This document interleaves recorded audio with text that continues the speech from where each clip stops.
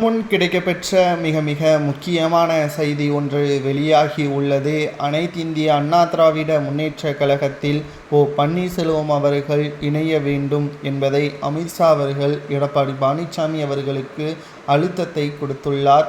பன்னீர்செல்வம் அவர்கள் புதிய கட்சியை தொடங்குவது வாய்ப்பில்லை என்று நேற்று முன்தினம் அறிக்கை ஒன்றை வெளியிட்டிருந்தார். செய்தியாளர்களது சந்திப்பின் பொழுதும் புதிய கட்சியை தொடங்குவதை பற்றி நான் எந்த ஒரு அறிவிப்பையும் வெளியிடவில்லை, டிசம்பர் 15ஆம் தேதி ஒரு அறிவிப்பை வெளியிடுவேன் என்பதை தான் தெரிவித்திருந்தார்.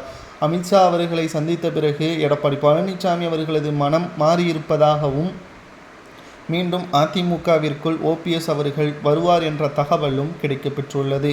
ஒருவேளை எடப்பாடி இன்னமும் ஓபிஎஸ்ஐ வெறுக்குமையானால் அதிமுகவின் பெருவாரியான தொண்டர்களும் நிர்வாகிகளும் எடப்பாடிக்கு எதிராக செயல்பட்டு அதிமுகவில் எடப்பாடியை நீக்கி ஓபிஎஸ்ஐ மீண்டும் கொண்டு வருவார்கள். இது எடப்பாடி பழனிசாமியின் பதவியும் அரசியல் வாழ்க்கையும் கேள்விக்குறியாக மாறும் என்பதையும் தற்பொழுது நம்மால் புரிந்து கொள்ள முடிகிறது.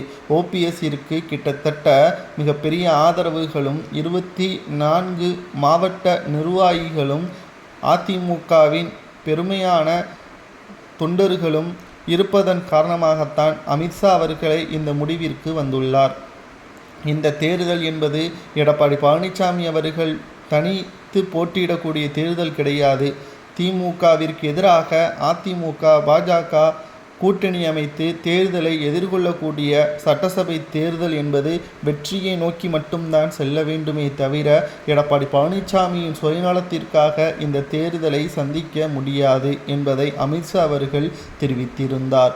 மேலும் ஓபிஎஸ் அவர்கள் சில முக்கியமான தகவல்களையும் அமித்ஷாவிடம் தெரிவித்திருந்தார். அதாவது என்னை மட்டும் அதிமுகவில் இணைக்கக்கூடாது, சசிகலா டிடிவி தினகரனையும் அதிமுகவில் இணைத்து செயல்பட்டால்தான் அதிமுகவின் வெற்றி என்பது 100% உண்மையாக மாறும், இல்லை என்றால் மிகப்பெரிய ஒரு தோல்வியே தழுவும் என்பதையும் அமித்ஷாவிடம் தெரிவித்தார்.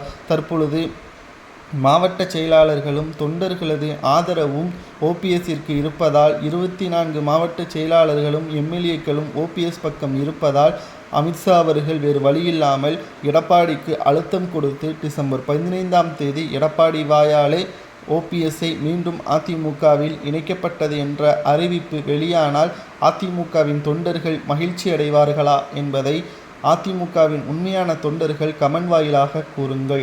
அது மட்டுமல்ல, எடப்பாடி பழனிசாமி அவர்கள் அதிமுகவில் ஓபிஎஸ்ஐ இணைத்தால் அவரது பொதுச் செயலாளர் பதவியை பறிக்கலாமா அல்லது அவரை அந்த பதவியில் தொடரலாமா என்பதையும் அதிமுகவின் தொண்டர்கள் கமெண்ட் வாயிலாக கூறுங்கள்.